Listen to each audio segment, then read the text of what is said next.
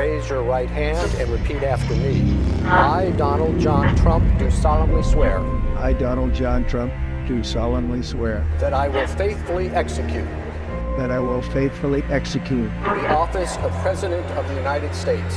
The office of President of the United States. We have been given a gift by God today to usher in a new dynasty. Now you get RFK Jr. Don't you want a president who's going to make America healthy again? You get Tulsi Gabbard. Putting our country in a continual state of war. You get Elon Musk and you get J.D. Vance. A hell of a way to start the next 4 years. The right-wing Avengers. We have an army of digital soldiers. Department of Defense under Donald Trump will achieve peace through strength. Shut down the FBI Hoover building on day one. The rescission of 78 Biden-era executive actions, executive orders, presidential memoranda, and others. The golden age of America has most definitely begun. Begin preparing the 30,000-person migrant facility at Guantanamo Bay. They're getting the dirtbags off these streets. There's one guy who can fix this shit, and it's Donald Trump. What's storm, Mr. President? You'll find out.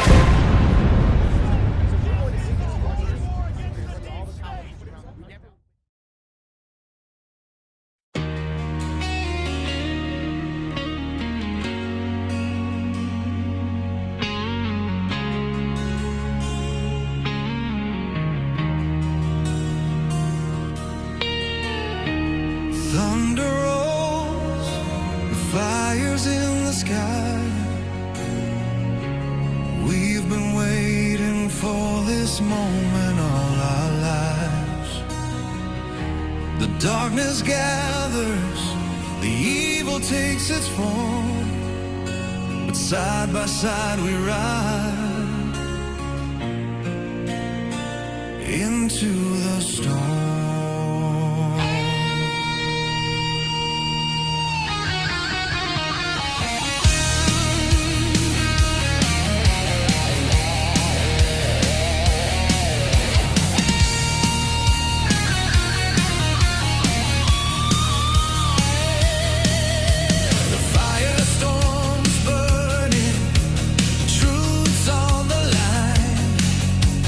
They thought they could blind us.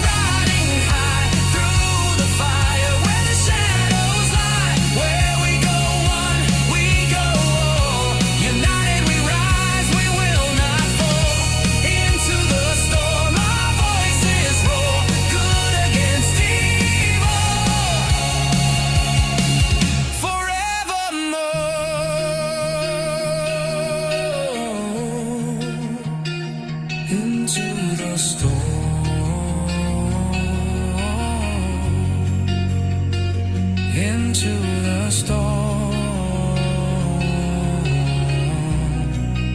Together we ride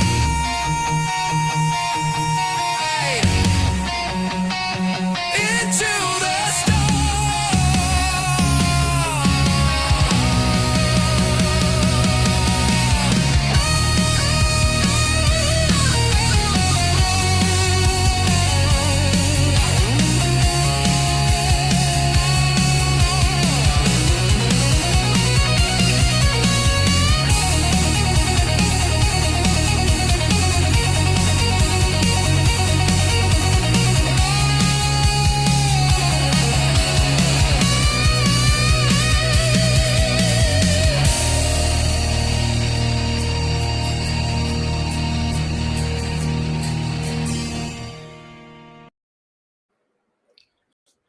Good morning, good evening, good afternoon, wherever you are in the world. My name is Josh, and welcome to the Red Pill Project's Daily Dose, live with you Monday through Friday. I hope everybody is doing well out there and having a great weekend with a lot of stuff happening in the world. And yes, I am an alien, William Keith, 9736. Maybe, I don't know. Maybe. I'm not an illegal alien, I'll tell you that much. But I hope everybody is doing well out there and getting a great start to their week. A lot of things have happened over the past few days. We delayed our show Friday night because had some information come in and waited till Saturday. And the timing was right. And Alpha and I did a show Saturday night. And then last night we had Q After Hours, where we kind of went more in depth on our thoughts on Saturday night when more information started to come about. If you've been hiding under a rock over the last few days, the United States and Israel began a very limited campaign against Iran, which it feels like it's going to escalate into something more, but I'm telling you, it's not. I'm going to kind of draw out kind of what I think is going to happen over the course of the next 4 weeks. And look at what we said last week. This is what I mean. If you go back to Q After Hours, not this week, last week. Yeah, that's right. Before we struck Iran, I laid this out. I said that if Trump does get involved, it's going to be limited strategic strikes on ballistic missiles and missile launchers and military capabilities. And then taking out the regime. And the reason why is because you're going to form a power vacuum. And when that power vacuum comes to totality, people begin to rise up. You don't want some dictator rising up with massive amounts of hypersonic and ballistic missiles. And this is what we explained, and this is exactly what we're seeing. And I'm going to show you the validation that you're getting from the Trump administration, from the DOW, of that's exactly what's happening. So we're going to get rocking and rolling here, just letting a few more people join in. We do have Tammy coming on for about 15 minutes tonight. We'll get her in just a little bit. And then before that, we'll run a quick ad on Rumble. But in the meantime, let's just jump right into the Iran scenario of what's happening right there. So Secretary Marco Rubio came out and briefed members of Congress on the Iran strikes. Now, if you remember, Alpha and I laid this out last Tuesday when we showed the video of Chuck Schumer, the 7-second video of him coming out of the Gang of Eight meeting with Marco Rubio and with John Radcliffe. And he said that this is a very, very serious thing, and the Trump administration has to sell this to the American people. And what Schumer was showing was kind of the information that is coming out right now. Someone said no Rumble. We are absolutely on Rumble, live, rocking and rolling. I'm watching it directly on my phone. And let me see here. Hold on. Yeah, we're on Rumble. So someone said no Rumble, so I'm doing a refresh on there to validate that everything's working fine on Rumble. Oh, this is weird. So I'm watching on Rumble on my Rumble feed. I showed live on Rumble right here, but it's not on Rumble. Okay. So 1 second, guys. Let me figure out this Rumble problem, because this is interesting. I'm showing me on Rumble right there, and I'm not on Rumble anywhere else. I'm streaming the Rumble right here. Let me see if there's something that happened in here. Is there a way to re-engage this? Let me see here. Let me create a new ingress. See if that works. Let me do this. I'm going to try something. I don't know if it's going to work for my Rumble guys out there.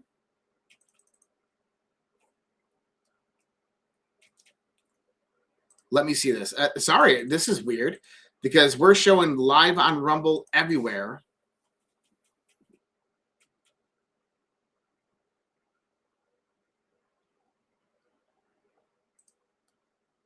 Okay, now it's coming back up on Rumble on my side.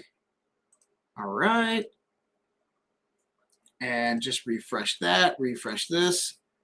Man, this is kind of odd. Well, guys, I'm on Rumble. I mean, I'm streaming directly live in the Rumble studio. The only thing I could do is if this doesn't work, is I got to go in and weird.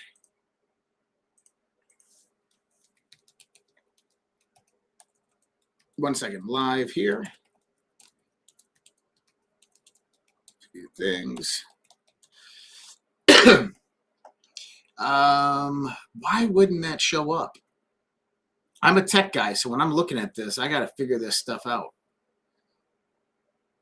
It's like it's just not communicating. So what I'm going to do is I got to give me a second here. Let me figure this out real quick.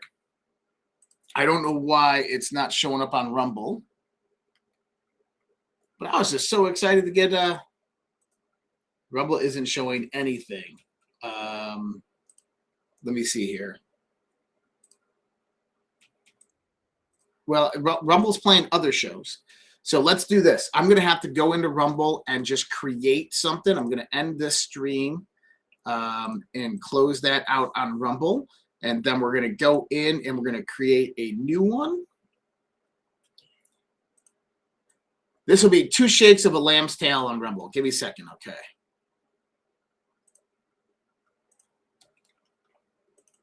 And we're almost there. Boom, boom, boom.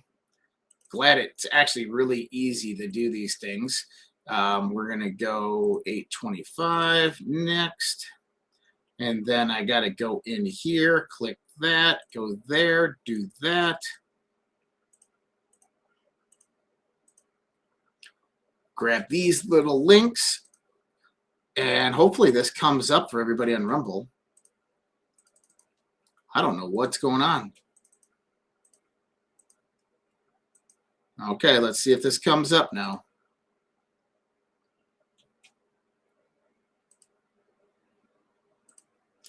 All right, let's go live and see if it works. 1 second, it should be coming up on Rumble right now. All right, give me 1 second. I need to go over here and tell everybody in the old Rumble to go to the new Rumble.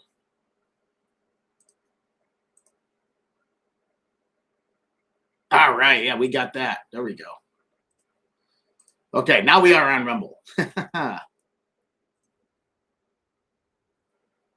Okay, so we got that resolved. I don't know what the heck was going on, but it appears to be working now, and I'm sorry for everybody out there who had with a delay on that. We're going to go ahead and delete this guy.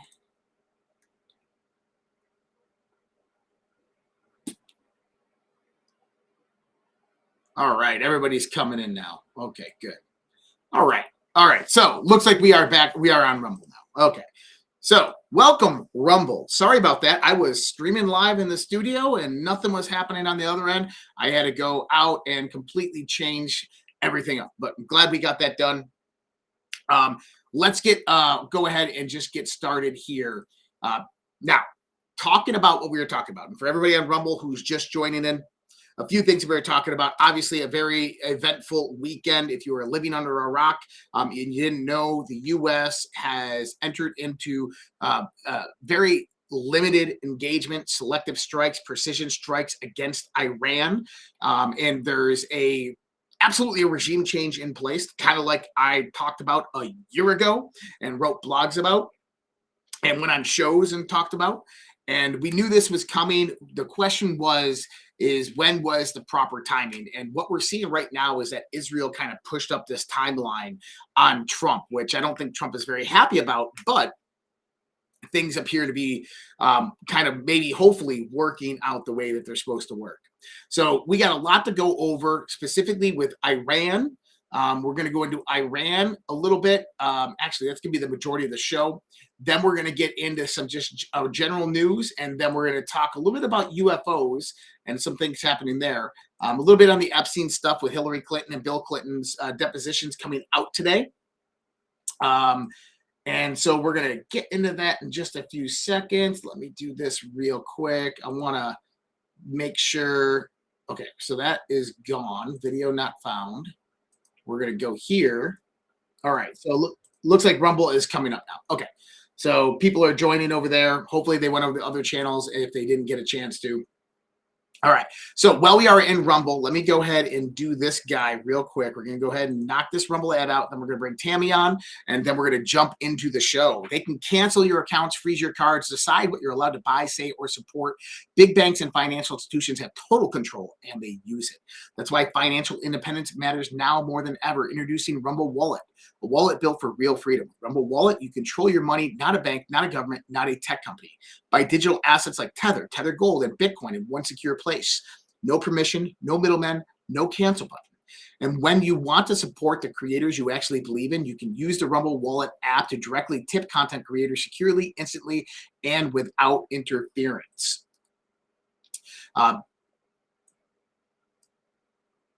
This isn't a credit line they can shut off. It's your wallet permanently. Yours to protect your future, yours to protect your family. When the system fails, when institutions turn on their own people, financial sovereignty is the difference between security and vulnerability. Rumble Wallet isn't about politics, it's about freedom, ownership, and protecting what's yours. So take control today.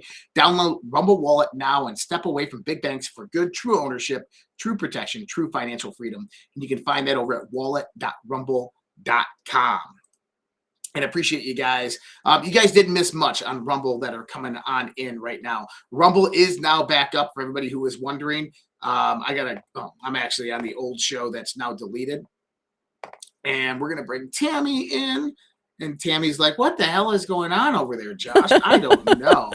Rumble just did not want to work. And they just didn't like you today, I guess. I guess so. But, They interrupted my monologue because people are like, Josh, come out. And I'm like, what are you talking about? They're like, it's not working on Rumble. And I'm like, oh, God. So thankfully, we were able to get it working. Yeah. Welcome to everybody that had to switch over. And thanks for switching over. I saw the red light on your face, though, and it looked really cool. The red light on my face. Is that from your red light screen on your computer there? So what it is I have my screens set up where there's no blue light. Oh, okay. So it's like a control on your actual screen? Yeah, it's a computer. It's a control on my actual screen. And then what I think it is kind of like depends on the screen that I'm on this. Like the red is more amplified. And so it'll kind of go off my face. Yeah. People are saying, okay, guys, if everybody out there saying it's not live on Rumble, I just put the link right there. If you look in the chats, the link is right there. You can go find it. It absolutely is live. I'm watching it right now. There's 500 people in there. So Rumble is live. So if you want to check it out on Rumble, you can go with that or just stay on YouTube. That's fine. But Tammy, so yes, been a lot happening in the world since the last time we talked. Y'all think? It's pretty crazy. I'm a little concerned about people, Josh. You know me, I'm focused on health. So I'm concerned about people's stress level. I'm concerned about people's anxiety. I'm concerned. And now has never been a better time to get healthy, get in a community that supports. It's very important. We're going to cover that tomorrow on the show, just how to stay focused on yourself during this. Because listen, we can speculate all we want about what's going on, and we can follow here, follow there, the next news story. And it just, keeps us in fight or flight. And that's a terrible space to be in, Josh. being stuck in fight or flight. You have elevated cortisol levels. If you're trying to lose weight, it's a terrible place. Like you can't really do anything when you're stuck in fight or flight in terms of, the body getting back to homeostasis, because that's the alarm system that's going off. And so until you shut the alarm system off, you're going to be kind of just in this rut, in this cycle of fight or flight. And doom scrolling does not help. And listen, we need to be ready, as we talk about here on the show all the time about the digital revolution and what's coming. Like we've got a lot on our plate, and I think we can do it. Okay. And I know we can handle it. Like, thank goodness for American culture. I talk about American culture on my show all the time. Perseverance, innovation, being patriotic, sticking together. Like these are all characteristics of the American people, separate from the American government. Okay? Okay? Governments come and go, right? Every 4 years, there's another chance to have a different administration in, but the citizenry stays the same. The citizenry stays the same, and we are bound together by our values and our belief systems, and that's all we have control over. We only can have control over how we respond to things. And we've got a lot on our plate coming down with I just saw a story, I'll probably cover this tomorrow, that Jack Dorsey has laid off, 4,000 people from his new company, Block. He's laid off, yes, and he has laid those people off directly because of artificial intelligence. He doesn't need them anymore. And these things are happening kind of silently out there. But there will be nobody whose life is not impacted by the digital revolution. And so there's a number of things we have to make sure that we're looking at, right? We have to take care of our physical health, right? We have to stay, eating good food, nutrition-wise. We have movement.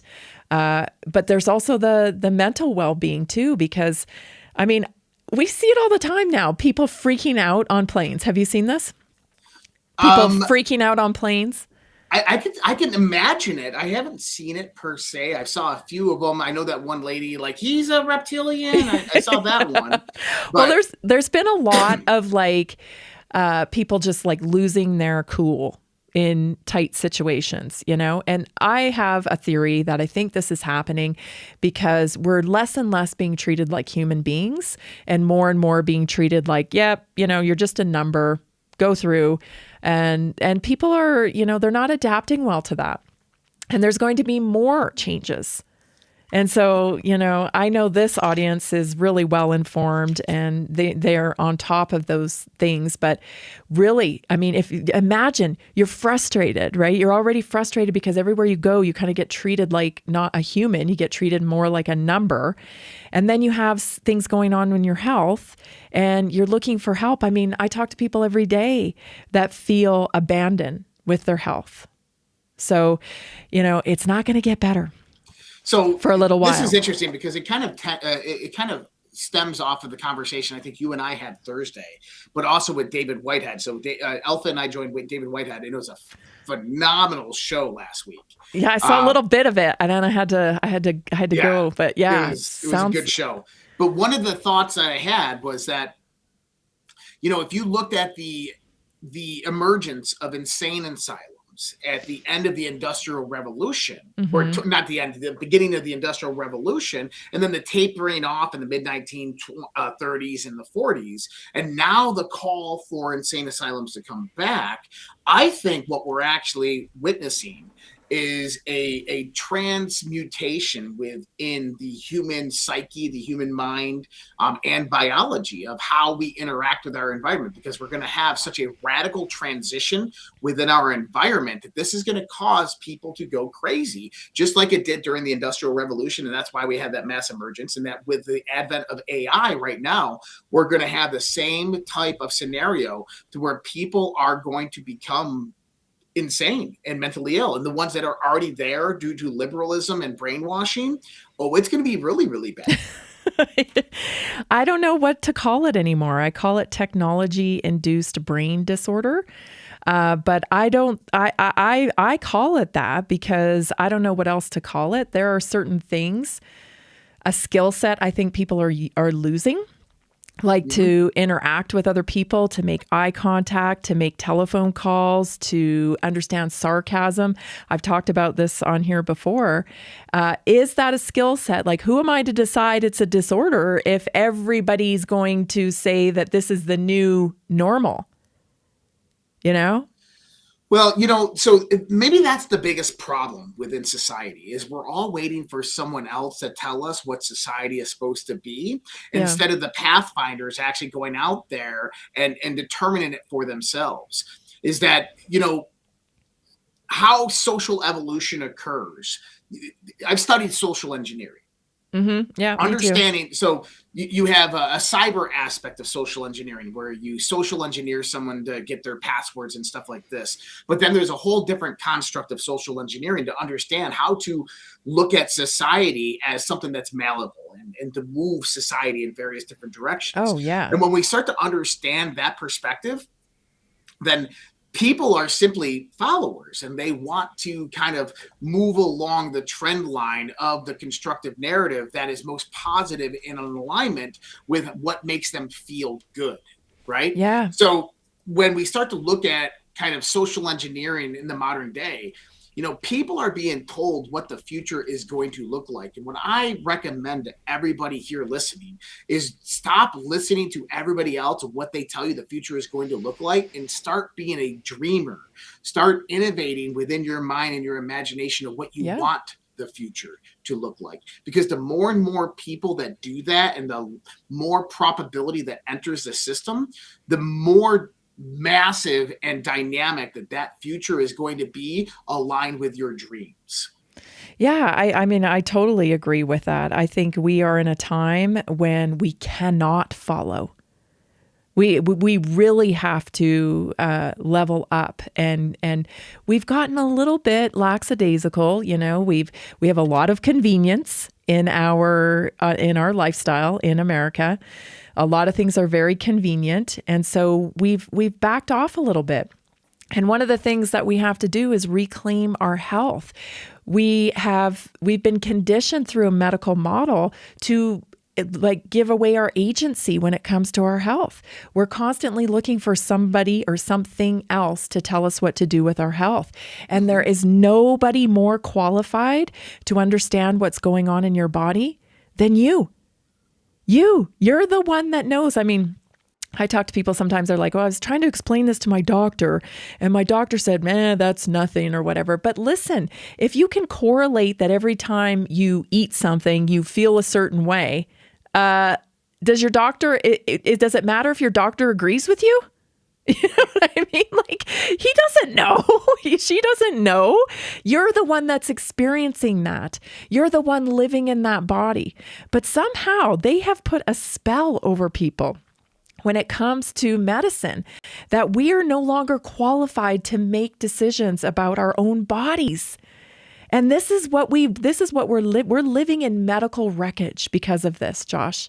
Because I feel this way and I don't want to feel this way, so I trust this person to give me something so I don't feel this way anymore.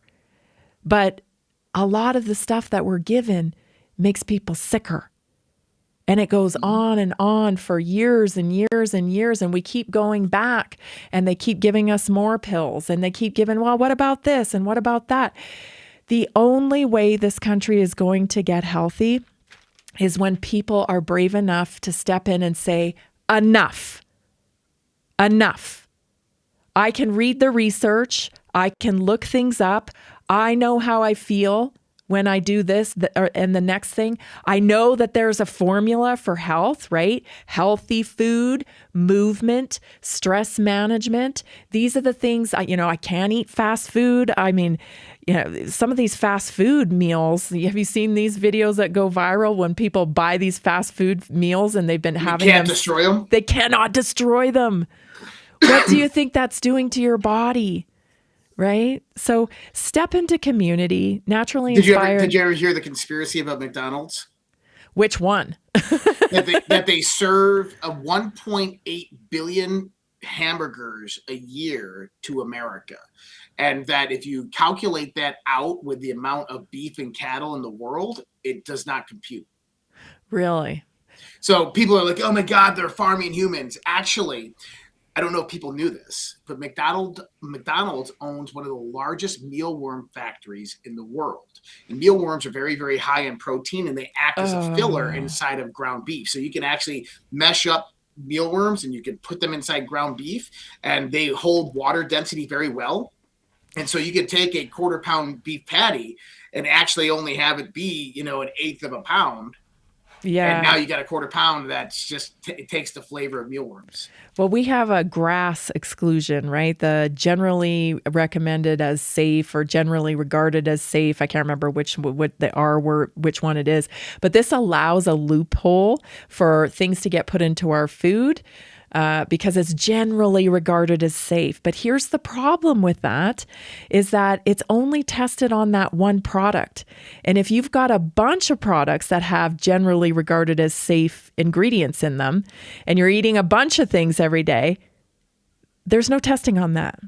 Yeah. We don't know quantity-wise if that is healthy for you. Well, in the testing whole criteria for food these days is a whole new controlled aspect of business. It is like the medical facilities with health insurance, right? It's all bought and controlled and owned, and what you're actually testing is nonsense. To be certified organic cost a massive amount of money, but what they're actually testing is they're not testing for the harmful chemicals or anything like that. And you have a list of chemicals you can use. It's freaking nonsense. Yeah. Transparency is the new organic. You want a brand that has transparency, that shows you what they're doing to produce and whatnot. And moving forward, we don't need more labels. We need less, and we need transparency. That's right. That's what we really need. If I buy, so I'm very particular. And I mean, people are looking at me and be like, are you sure? And they're like, yeah, I actually am. I eat very clean and very healthy. And when I go through, so I don't go to brand name grocery stores. I go to a grocery store, family owned out here, Mac and Thunes. You have a lot of them out here. Mac and Thunes, Corburn's, they're all family owned. But Mac and Thunes has more of kind of like a health store because they have health sections. But when I go down the center aisles, because if you didn't notice, all of the bad shit is down the center of the aisles. If I buy something in a can, if I buy something in a box or a bag, can, box, or bag, I ensure that it only has 1, 2, or 3 ingredients that I understand. No massive amounts of ingredients like this and oils. I stay away from the hydrogenated oils. Stay away from all that stuff. And I want people to understand that number one is in order to take back your health, you have to be observant. You have to be a participant within your health. Yeah, it's a lifestyle. That's why with Naturally Inspired, we that's what I teach. I teach lifestyle, right? I don't give medical advice, but I help people connect to real solutions, right? And it's about building a lifestyle. And listen, if you don't like the lifestyle, you're not going to live it. So it's not going to work for you. You, like I said earlier, you are the most qualified to make these decisions for your life. But listen, there are consequences to not living healthy right now. And they're big ones. They're big consequences. So many people stuck in the pharma model. They want out. They don't know how to get there. It starts with making small choices. It starts with joining a community like Naturally Inspired to get support. Like, what do I cook? It's so overwhelming. Where do I start? What do I cook? What do I need to eat? That's the kind of stuff I teach in Naturally Inspired. Every Tuesday night, we have a weekly wellness workshop. You have access to my health text line. And a great way to get started right now is with my methylated stack pack. It's at redpillhealth.info. That's like a basic. You got your methylated vitamins. So, they're highly absorbable. You've got osteomatrix for your bones and your muscles, and omegas, of course, for your brain, because we don't get near enough fat for our brain these days in our food supply. So it's an easy way to get started, and you support the Naturally Inspired message, which is, I have a show every day, 2 hours a day, right here on Josh's platform. And that's part of changing your lifestyle as well, is plugging into Naturally Inspired Radio Show, because I talk about this stuff every day. And that's part of my 12-step program to change your habits, is immersion. Like out of sight, out of mind. Right? If you're only paying attention to politics and you're like, what about this and what about that? You're not paying attention to what's going on with health. You need to purposely put yourself in front of information every day that teaches you why you want to be healthy. Because then you're like, oh, shoot, I'm not going to eat that because I remember hearing about that. And it starts to become part of your lifestyle. And it's not about willpower at that point. When you have immersion and education and you're listening every day, and you understand why it's so important to get healthy, then it's not about willpower. It becomes kind of exciting because you start to get results. And then it's like, oh, I'm making this change. I'm trying this new food. I'm going to this meeting and, online, and everyone's going to be there in the Zoom call. And it's a community, and we can, do jokes in the chat, and we can support each other. Like, getting healthy has been stigmatized as a model of deprivation and pain. That's what people think getting healthy means, is deprivation and pain. It does not have to be that way. It does not. You want to know where the deprivation and pain come from? The elimination of bad habits, behaviors, and the old comfortability of life. Yeah, but those bad habits, like nobody wants to make choices that are making them unhealthy. Right? Why do we make bad choices? Well, convenience is a variable, but also we're always looking to change our state. If we're not getting the results that we want in our life, and we're not feeling purposeful, we're not feeling joyful, enough happiness, we get into a down vibration, right? We're in a down state, and so we look to things to change our state. How can I feel better? How can I feel like that's the human condition? We're always looking for things to change the way we feel. And food is a great way to change the way you feel. Even though it's only momentary mouth pleasure, it's still a way to change your state. You think about it on the way home and you get excited, like, oh, I'm going to make this, or I'm going to stop by and get a pizza. And that's fueling your dopamine. It's getting you excited about things. So before you do that and do something that's going to contribute to the downfall of your health, think about what you can do to create that same state change that adds to your health, right? That contributes to your health. So there's these, little fundamental principles that I teach all the time. You can change your behavior. All you're doing is building new neural pathways to get different results. Yeah. So we talk about all this on Naturally Inspired. Yeah, and for everybody out there, if you want to go visit Tammy over there, redpillhealth.info, on X at Tammy Cuthbert G, or text her 720-303-8868. And she is live every morning at 9 a.m. Eastern Time on Red Pill Project, as well as on the Naturally Inspired podcast. You can find that on all of our channels that you're watching this on now, as well as her channels. But if you guys are interested in what she's saying, redpillhealth.info, go on over there first, or just text 720-303-8868. Tammy, I'll see you Thursday. I appreciate you coming on with me. Sounds good. I'm going to tune into the rest of the show here so I can get the rest of your takes. Thanks so much, good Red luck. Pillars. Take care. Bye. Bye. All right, guys. Appreciate Tammy coming on because, health, and look, I just went dark. We just went mug it dark.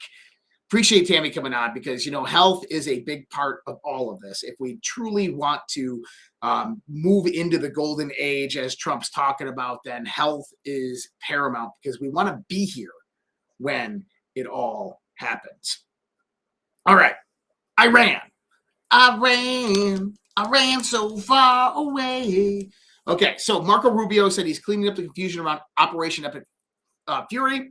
So we were talking about this in the context that he gave a briefing to the Gang of Eight. Schumer came out He says the United States is conducting an operation to eliminate the threat of Iran's short-range ballistic missiles and the threat posed by their Navy, particularly to naval assets. It was abundantly clear that if Iran came under attack by anyone, the United States or Israel or anyone, they were going to respond against the United States. Third, the assessment was made that if we stood and waited for an attack to come first before we hit them, we would suffer much higher casualties. And so the president made the very wise decision.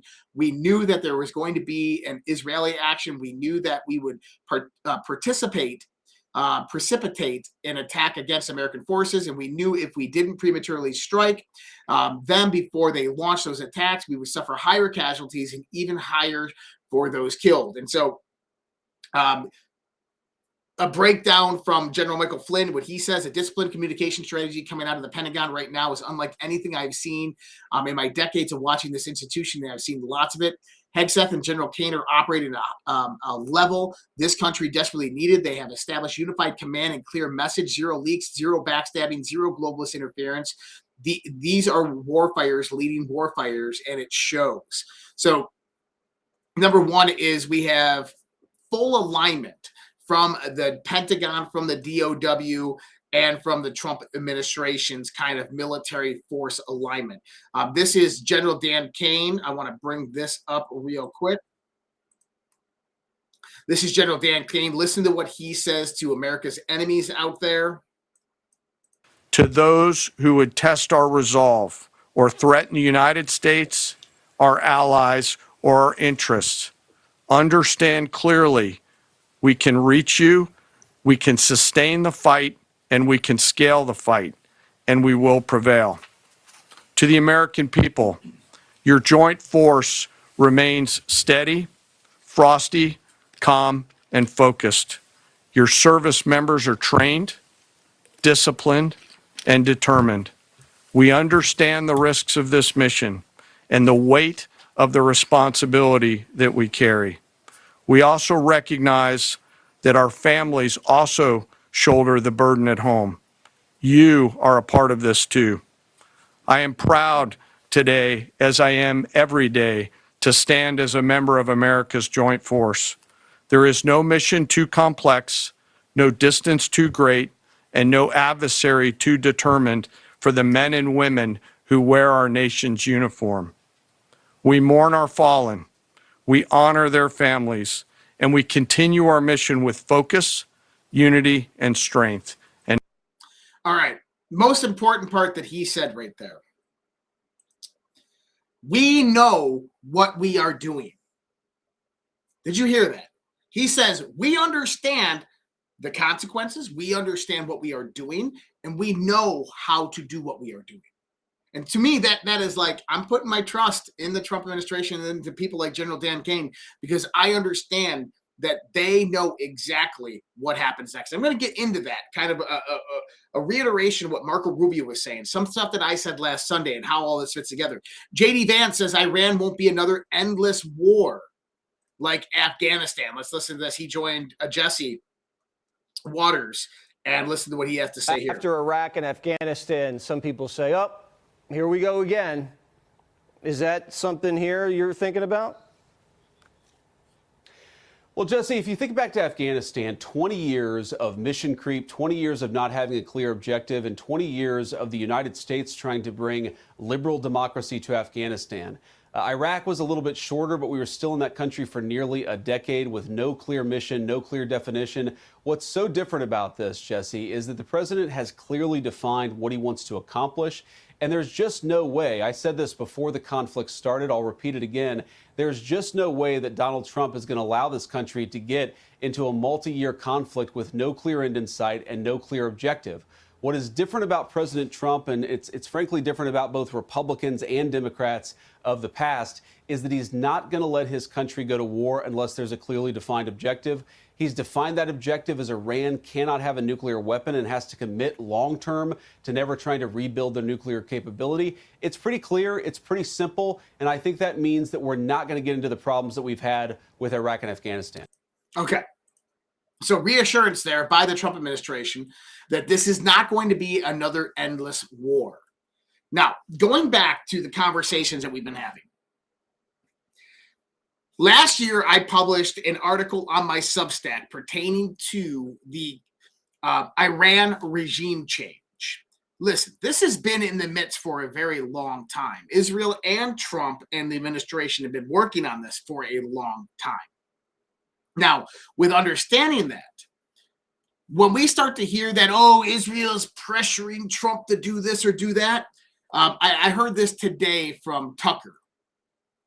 And let me kind of bring this up because I think that this is important. It's important to hear kind of everybody's take on it, including Tucker, who's very well connected and versed on this topic. This is 4 minutes and 45 seconds. I'm not going to play the whole thing, but I'm going to play just the intro so you can hear what Tucker says here. It's a fact. Head of state came to our country. The head of a state of 9 million people came to a country of 350 million people and demanded that we help them, or in effect, do it ourselves, topple the regime in Tehran. Now, how did they get the leverage to do this? That's a complicated question. And it's something really worth thinking about. But how did this tiny country with no resources and 9 million people convince the world's great superpower with the greatest military in history to do its bidding in a way that was going to hurt it? Well, again, many layers to that question. But the most obvious and immediate answer is because Bibi told the president of the United States, you can join me or not, but I'm going. And the Secretary of State, Marco Rubio, said this in a call to congressional leaders yesterday. He said Israel said they were going. And at that point, you really only have two choices. You can get on board and try and help or contain Israel's war. That's part of the calculation here. Israel's going. Let's try and keep this within bounds. Let's try to be a moderating force on this adventure, whatever it turns out to be. Or you can tell Israel no, and they'll just do it. And if they did it, that would not protect us because there are hundreds of thousands of Americans in the Middle East, both in uniform and out, civilians and military personnel. And they're also the world's most important oil projects, oil, energy infrastructure, oil and gas, which has more than any other factor a determining effect on the global economy. So everybody needs their oil and gas, period. You can't change that. Sorry. And so if that infrastructure is damaged or destroyed, it affects all of us, everybody, but us. Okay. So Tucker kind of, this is selective framing, what Tucker Carlson is doing here. And not shame on him. It's just kind of what Tucker does, right? It's selective framing. He's framing it as if Bibi Netanyahu walked into the White House and said, I'm going to do it. You got to support me. And if you don't, we're going to do it anyway. And it's going to cost American lives. That's the story going around. It's bullshit. It's bullshit.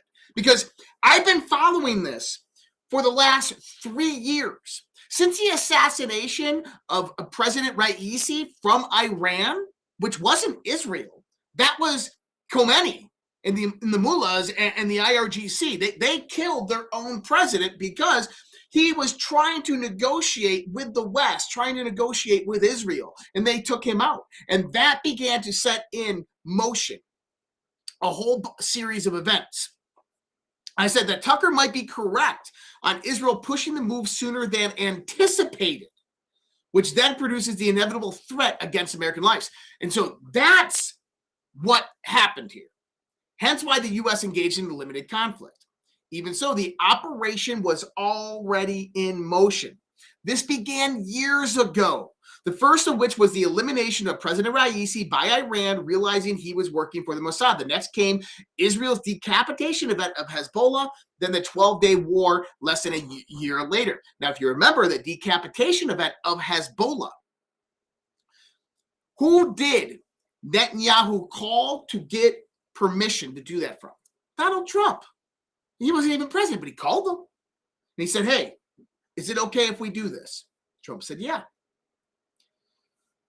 The color revolution you have all seen orchestrated is being directly ran by the CIA and the Mossad. That's not just a Mossad operation, that's CIA. Part of the plan to bring about a synthetic revolution in Iran that brought about the end of the Ayatollah and the IRGC. So what they were trying to do is number one on the table, you have diplomacy.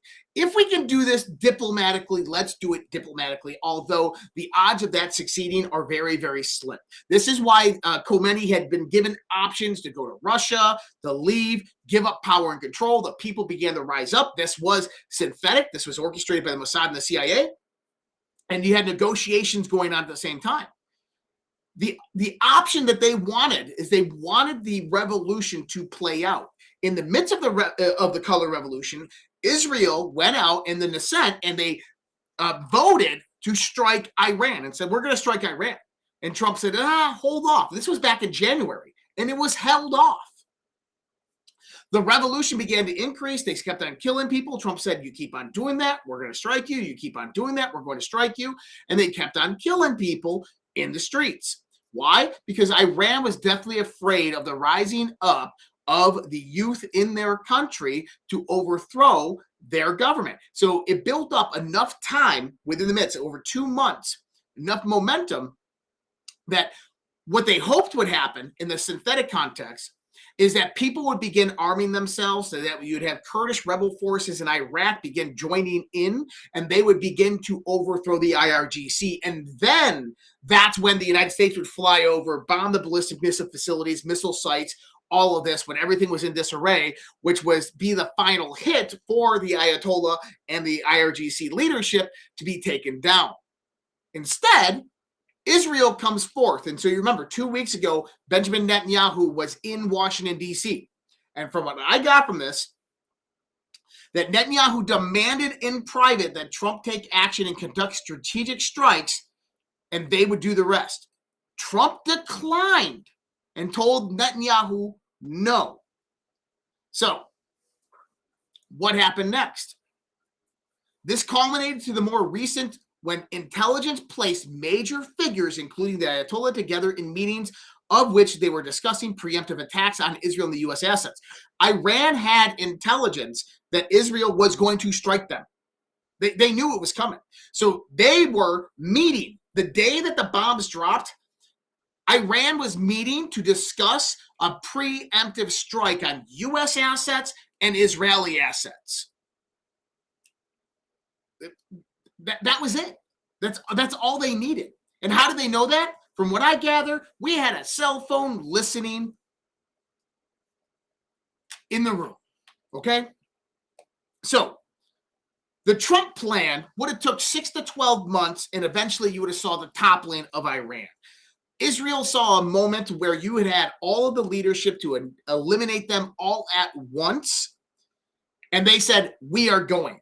And Trump didn't want to do it, but they said, we are going. And we knew that if Israel goes in there and takes out that leadership, you're going to have a power vacuum, but you're going to have a massive barrage of missiles going towards U.S. forces, U.S. Navy, U.S. bases. And so to limit the amount of U.S. death and casualties and asset destruction, you have to go in on that preemptive strike, and you have to do it. I 100% agree with the assessment, the decision-making process of what happened here. Do I agree with Benjamin Netanyahu in wanting to go in early? It depends from your strategic framework, and we don't have all the information. Could they have done it or synthetically with the color revolution? I do believe so. I think that would have worked well, way better, because then you don't have the threat of 90 million Muslims on jihad. On the other side of it, I think that Benjamin Netanyahu is a hothead, and I think that his decision to go in now was very careless. Very careless. But President Trump knew that he was very serious about it, and that if he did it, it would have cost massive amounts of American lives. Not hundreds, but probably thousands of American lives, and put us into a larger regional war within that area. So what they're doing right now is probably the best outcome that we could have seen. Now, why does what they're doing now matter? Because Trump is not deviating from his strategy. He said 4 weeks. We got 4 weeks. We have objectives. Once our objectives done, we're done. Now, what was this?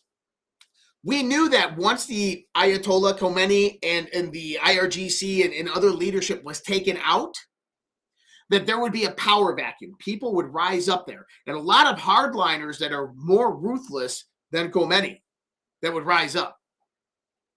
In understanding that, you have to basically secure that whole region and ensure that if that person rises up, they don't have accessibility to missiles, ballistic missiles, hypersonic missiles, or even nuclear warheads. And so what I explained a week and a half ago before any of this happened was that if they go in and take out IRGC and the clerisy, they take out them, then Trump, the U.S. military, they have to go in there and they have to start taking out all military sites of the IRGC. They have to take out ballistic missile silos. They have to take out ballistic missile storage areas, hypersonic missile storage areas, all of the launchers. They got to decimate the entire Iranian military back to the freaking Stone Age. And that's exactly what they're doing. And we are getting indications of exactly that today. So the Pentagon confirms U.S. military has sunken all 11 Iranian military ships in the Gulf of Oman.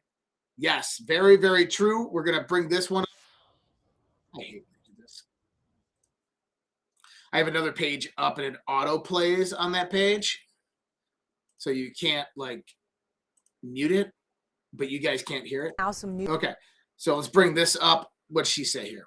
New images coming in of current destruction from the joint U.S. and Israeli strikes across Iran. We're also getting in some new satellite images. I mean, you take a look at what you're seeing here. This is dark plumes of smoke rising from multiple burning Iranian ships at a military harbor. President Trump has spoken about this. He said today that one of the U.S. goals in these operations, such that have been vaguely defined, is to annihilate Iran's navy. He talked yesterday about 9 ships in their navy, saying that the job is essentially done and that they were at the bottom of the sea. But today, while sticking with the goal, seemingly indicating that it is not complete. Joining me now is the retired Army. Okay. So number one is they annihilated Iran's navy. Number two, what else did they do? They annihilated the command and control infrastructure of the IRGC and the clerisy, right? I'm going to give you I'm going to play a video for you. This is a foreign minister from Iran discussing why they were hitting Saudi Arabia and Oman and Qatar. Listen to this. Well, there might be a risk. I have been in touch with all of them, as I said, especially with Qatar and Oman foreign ministers. I explained for them what happened in Oman was not our choice. We have already told our, armed forces to be careful about the targets that they choose. As a matter of fact, our, military units are now, in fact, independent and somehow isolated, and they are acting based on instructions, general instructions. So listen to this part right here again. Military units are now, in fact, independent and somehow isolated, and they are acting based on instructions, What he just said there. The military components that are launching ballistic missiles and hypersonic missiles at targets have no command and control structure above them. There's nobody in Iran saying, okay, let's get these son of a bitches and let's launch missiles here, here, and here. They are simply basing this off of old information and intel that they had of what they were supposed to do if a situation like this ever arose. What does that tell us? That the exchange that's going to occur between U.S., Israel, and Iran is going to be very limited in effect because listen to Marco Rubio here. This is exactly what I've been saying was going to happen in a limited military strike. And then I'm going to give you the whole cream of the crop here. President Trump said overnight that his top choices to now run Iran were killed in strikes. Does the United States have a firm plan for how they intend to handle this power vacuum in Iran to ensure that an IRGC hardliner does not take power? So two things, and two things can be true. Number one is our mission and our focus is the destruction of their ballistic missile capabilities and their ability to manufacture them, as well as the threat posed by their Navy to global shipping. That's their objective. That said, we would not mind, we would not be heartbroken, and we hope that the Iranian people can overthrow this government and establish a new future for that country. We would love for that to be possible. But the objective of this mission is the destruction of their ballistic missile capabilities and of their naval capabilities. Right there. Exactly what I said last Sunday on Q After Hours. If we went in there and we took out the regime, this is exactly why the U.S. would be doing precision strategic strikes, to ensure that their weapons and their navies do not fall in the hands of anybody else. And so this is exactly what we're seeing happen here. Now, with that being said, here is the key. The U.S. is going in there and they're doing very, very strategic strikes.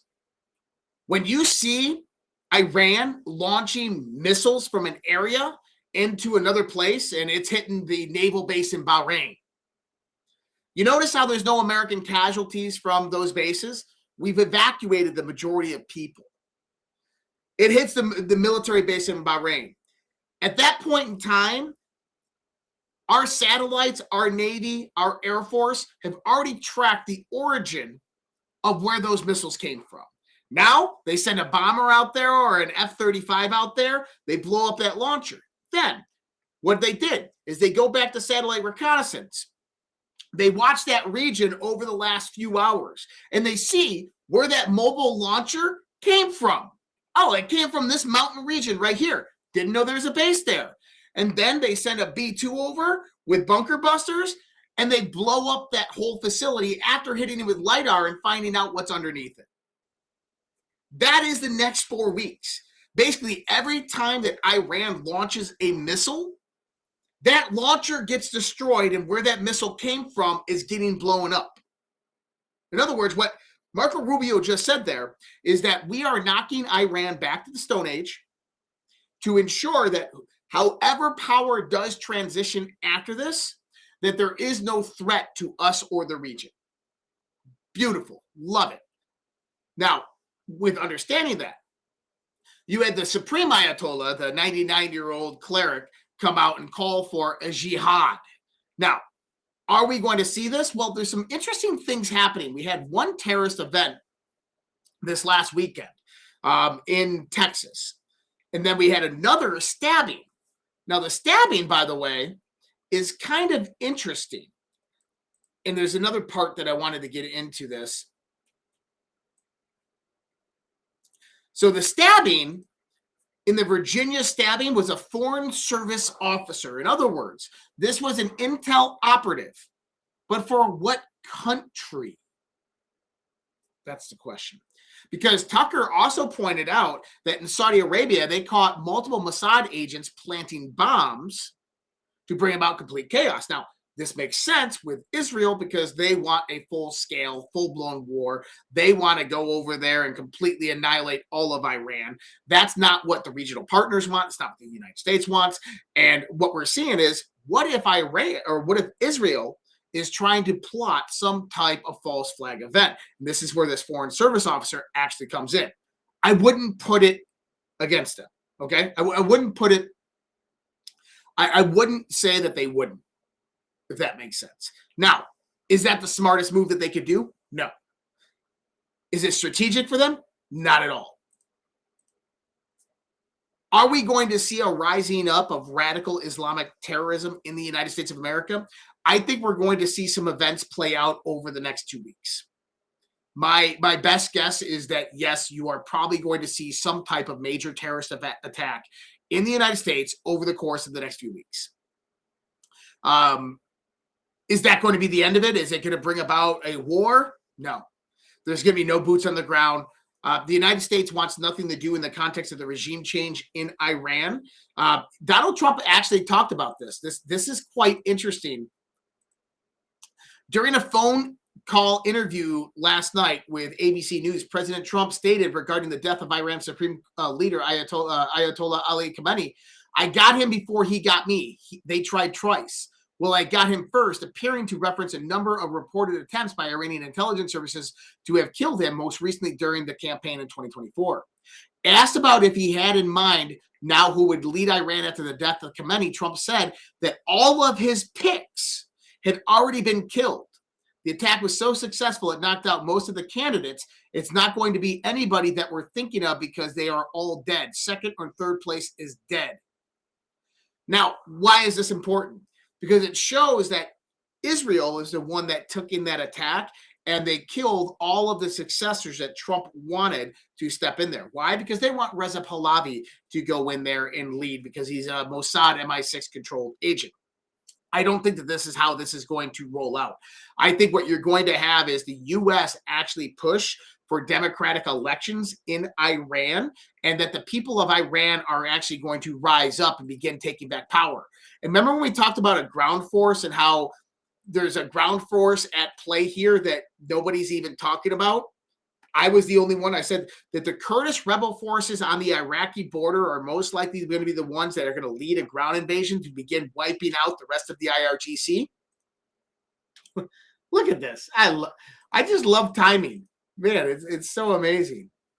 I mean, who could have guessed? Who would have known that this was actually going to happen? Trump called Kurdish leaders in Iraq on Sunday to talk about the war with Iran and what might come next. The Kurds have thousands of soldiers right on the Iran-Iraq border, and they control strategic areas that could matter a lot as this thing develops. They also have close ties with the Kurdish minority inside Iran, so Trump clearly sees them as key players now. Man, batting 1,000 on this one.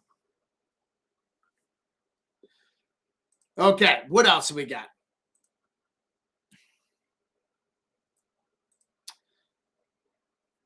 Okay, so that's kind of it for Iran. We're going to keep you guys updated on what's going on with Iran and more to come with all of that.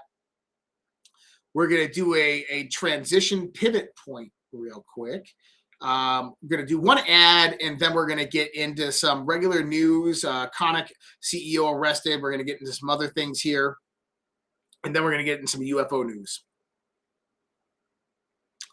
All right, parents, real talk for a second. America is about to hit a huge milestone. We're coming up on the 250th birthday of America. 250 years of freedom, grit, sacrifice, and the greatest experiment in self-government the world has ever seen. This is the perfect moment to help your kids understand why this country matters. Not just fireworks and hot dogs, but the story behind it all. There's a free guide called The Kid's Guide to America's 250th Birthday, and it's honestly a great way to introduce kids to how America began, who the founding fathers were, what they risked, and why the idea they fought for still matters today. This guide sends kids back to the moment when brave men signed the Declaration of Independence, knowing full well they were risking their lives for freedom. It breaks down all down in a way that kids can actually understand and enjoy without watering it down or turning it into boring schoolwork. If you care about raising kids who know where this country came from and why it's worth preserving, this is something you'll want to grab. And the best part, it's completely free with a special offer. You just need to pay the $2 in shipping and processing. Just head to freeusabirthday.com. That's freeusabirthday.com, and the Kids Guide to America's 250th birthday is yours for your kids today. America's story matters. Make sure the next generation knows it. All right, rock and roll. CEO of Michigan election company Konik arrested after secret ties were discovered with the CCP and stealing over 2 million Los Angeles County election workers' data to manipulate, recruit, and undermine American elections. I mean, yeah, we knew this. This was years ago when Anons are the ones that broke this. The mainstream media wrote articles covering up the crimes as foreign connections when just a day later, the data was found on servers in China, giving the CCP backdoor to American election data. And I think we're going to have a massive announcement coming in the next 2 weeks on U.S. election integrity. Trump is actually teasing that, so it potentially could even come this week. I saw him teasing it on True Social a little while ago today. So I think that, remember, the Trump and Scavino, these guys, they see the narrative of things that are about to begin happening. So pay attention to when you have Iran, elections, and then Iran, right? Excuse me. This is interesting. Pam Bondi and the FBI are reportedly constructing significant cases against current members of Congress and federal agencies based on criminal evidence uncovered by Doge. This is huge. Listen to this.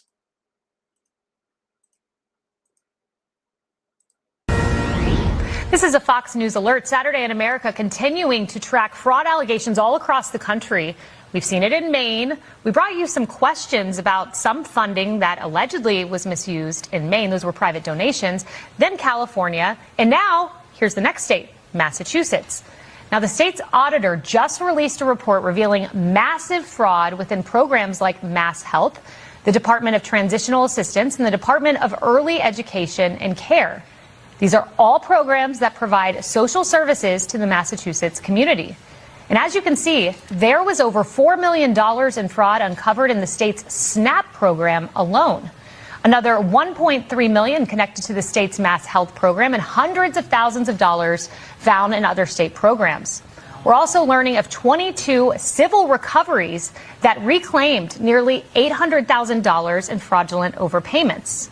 Now, the total amount of fraud in fiscal year 2025 alone was nearly $12 million. That's in 1 year. That's your money. Now, as all this fraud is being exposed, President Trump is reportedly planning to sign an executive order establishing a new fraud task force.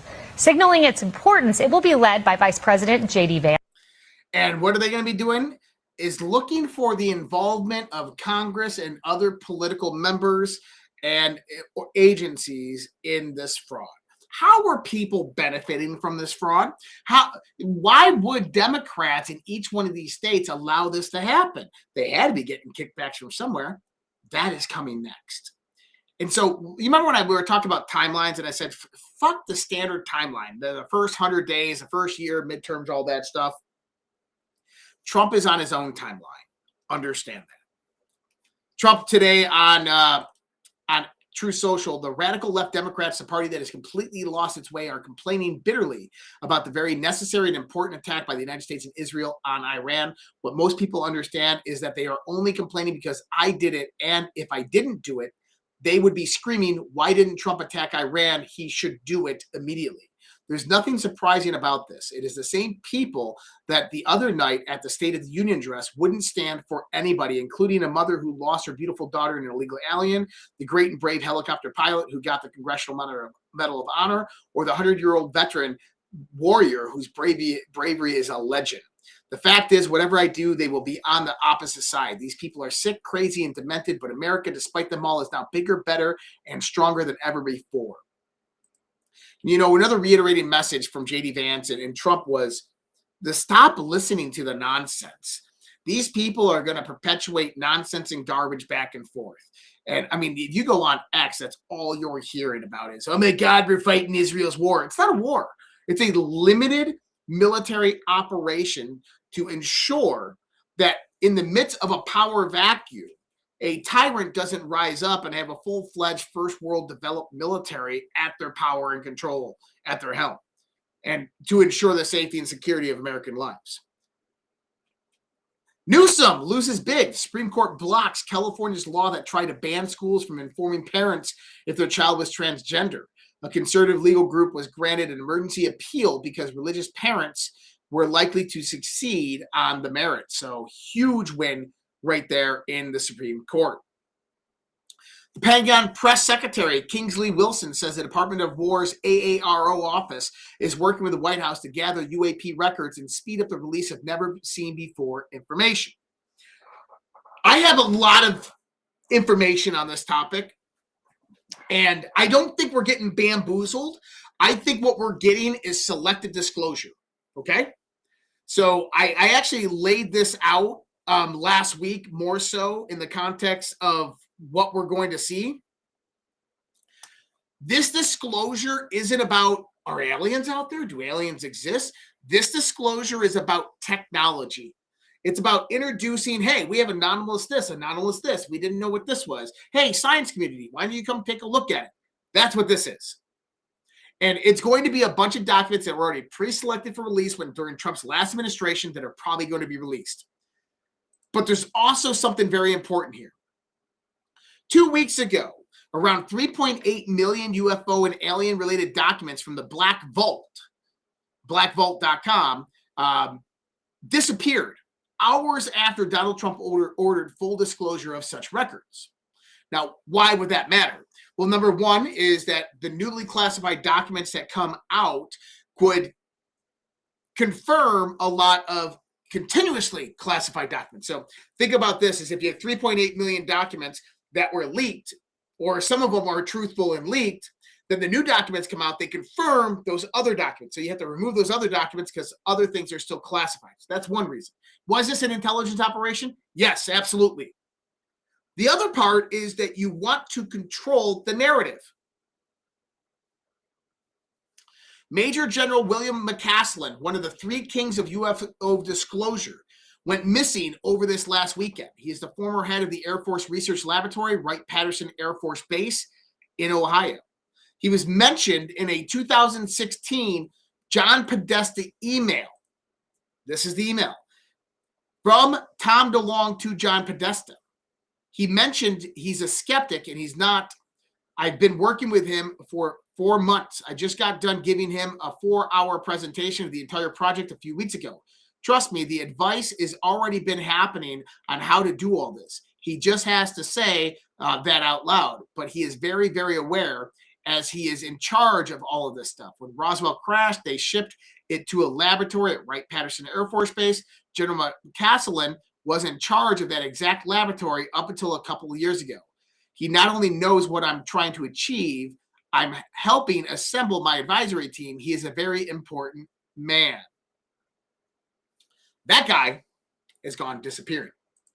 Now, why? Once again, you want to control the narrative.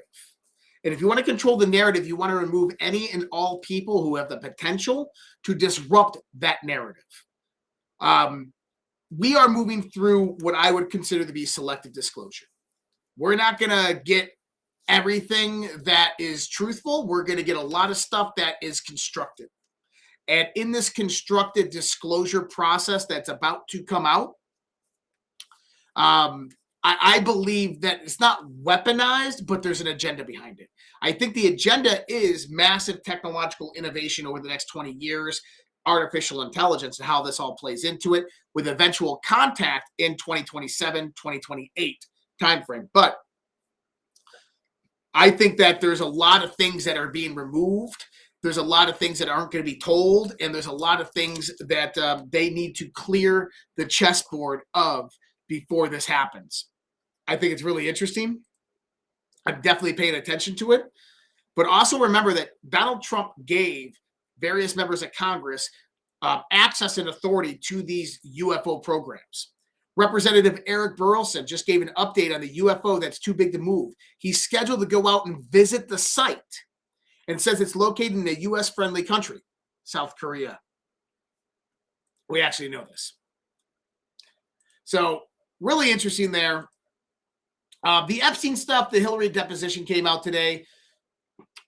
Not much revelation from it. Hillary Clinton, Bill Clinton lying under oath. One thing from the Epstein files that I did find suspicious, though, that Ghislaine Maxwell's friend, Umar Dashahabaradov, some Russian dude, billionaire Russian dude, was mentioned in the Epstein files as found dead in apparent suicide at a residential complex. Well, that's not a suicide. He's a former Russian senator and former Russian presidential candidate in 2000. And he's dead. Well, what happened with him?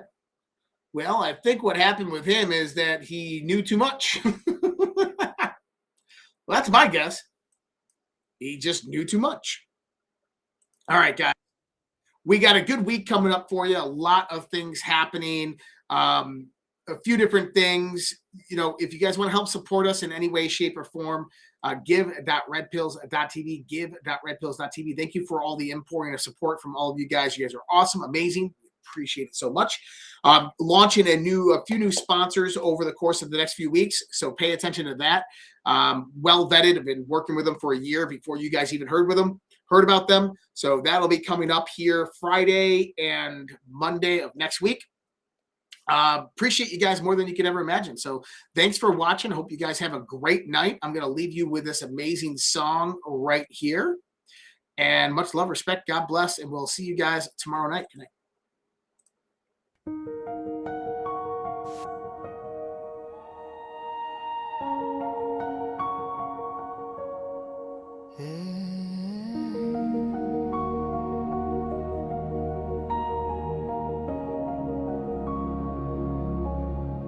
There was a time when our children stood tall, hand on their hearts, one voice for all. There was a time when honor had weight, when the flag was a symbol, not a debate. There was a time when our history was known, with pride in the rules that made us our own. There was a time, respect for the brave, for those who bled, for the lives they gave. Now the homeland burns to silent war. Truth is twisted, we can't ignore. Through the smoke, a voice still calls. We the people will not fall. There was a time, but the time isn't near. The great awakening is here. Dark to light, veil undone. Patriots rise, we are one. Land of the free, home of the brave. No more silence, no more slaves. Answer the call, take back the fight. Children of freedom, stand for the light.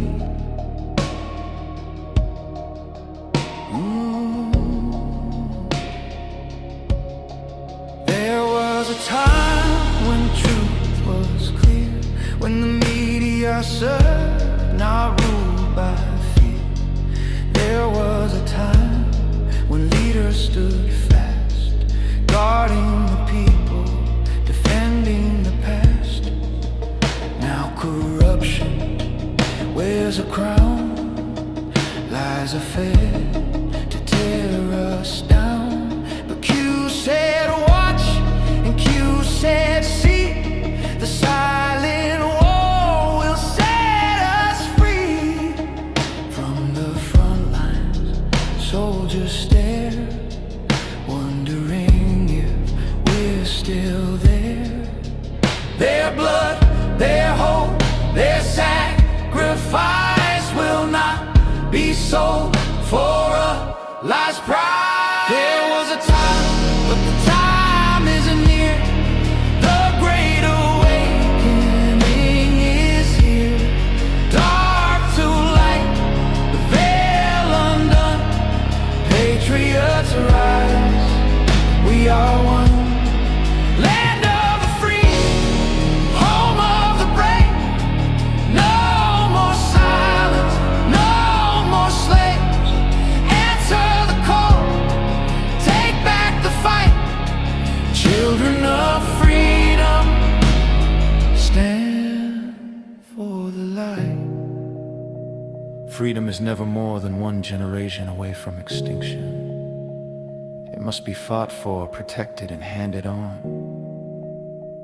Or we will spend our sunset years telling our children what it was once like in the United States where men were free.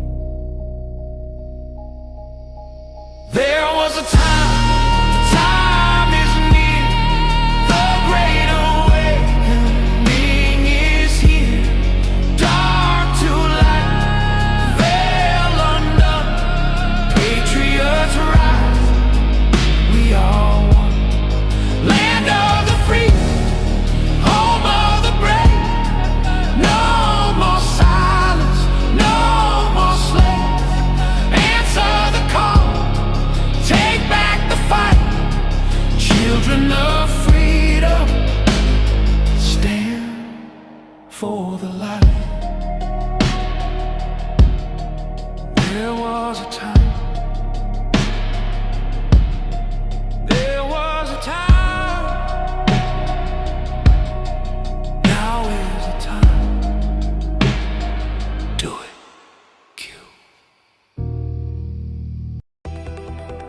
I don't have to tell you things are bad. Everybody knows things are bad. The air is unfit to breathe and our food is unfit to eat. I don't know what to do about the depression and the inflation. I want you to get mad. I have come here to chew bubblegum and kick ass. And I'm all out of bubblegum. People should not be afraid of their governments. Governments should be afraid of their people. The more you fuck around, the more you're going to find out. These people are still a part of that system, and that makes them our enemy. We accept the reality of the world with which we're presented. It's as simple as that. I want you to get up right now and go to the window, open it, and stick your head out and yell, I'm as mad as hell, and I'm not going to take this anymore!